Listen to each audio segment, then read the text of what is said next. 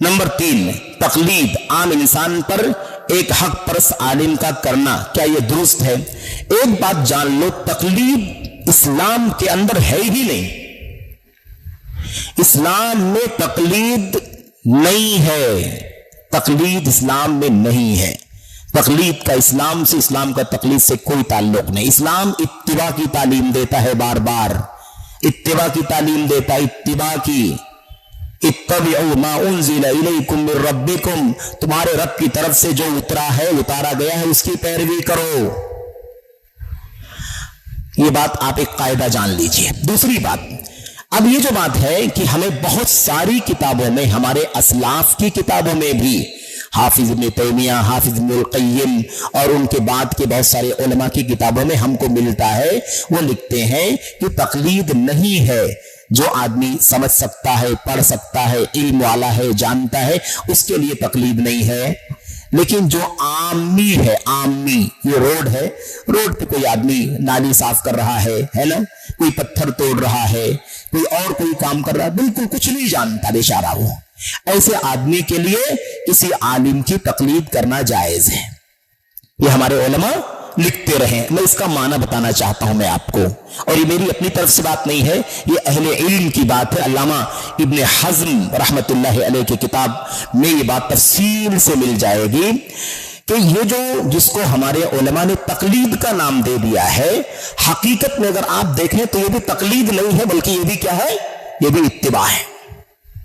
कुरान करीम अल्लाह फरमाता है, फस्अलू अहल ज़िक्र इन कुंतुम ला तालमून, अगर तुम नहीं जानते हो तो इल्म वालों से पूछ लो। तो इल्म वालों से पूछने का हुक्म अल्लाह दे रहा है कि नहीं दे रहा है? तो जब अल्लाह हुक्म दे रहा है और एक आदमी जो रोड पे काम करता है उसको किसी मसले का इल्म नहीं है, अगर वो किसी आलिम से पूछता है तो ये अल्लाह के कलाम पर अमल कर रहा है कि नहीं कर रहा है? तो अमल कर रहा है तो तकलीद है कि इत्तिबा है? ये बात समझे कि नहीं समझे? वो अल्लाह के कलाम पर अमल कर रहा है कि इल्म वालों से पूछने के लिए अल्लाह ने कहा, वो इल्म वालों से पूछ रहा है। अब इल्म वाले की जिम्मेदारी है कि वो उसे अल्लाह की तरफ से कुरान सुन्नत में जो कुछ है उसकी रोशनी में उसको जवाब दे, अपनी अकल से, अपनी राय से, अपनी मर्जी से जवाब न दे। तो हकीकत में ये जिसको हमारे उलमा तकलीद कहते रहे हैं, ये भी क्या है? ये भी हकीकत में इत्तिबा ही है। तकलीद क्यों कह दिया फिर?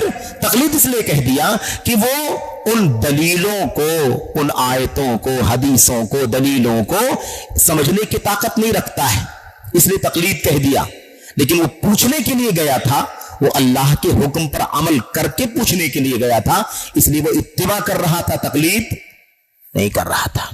इसलिए इमाम इब्न हज़्म रहमतुल्लाह अलैह ने अपनी किताब के अंदर वज़ाहत से लिखा है कि एक आदमी, कोई जाहिल तरीन आम आदमी भी किसी आलिम से जाकर के मसला पूछता है तो हरगिज उसका मतलब ये नहीं होता है कि वो ये पूछता हो कि अपनी अकल से बता दो, तलाक देना है या तलाक का ये तरीका है, मैंने ये गुनाह कर लिया है, इसमें क्या करना है, क्या नहीं करना है, ये कारोबार मुझे करना है, करूं कि नहीं करूं, हलाल है कि हराम है। जो पूछने के लिए जाता है तो क्या आलिम की अपनी बात पूछने के लिए जाता है कि आलिम से दीन की बात पूछने के लिए जाता है?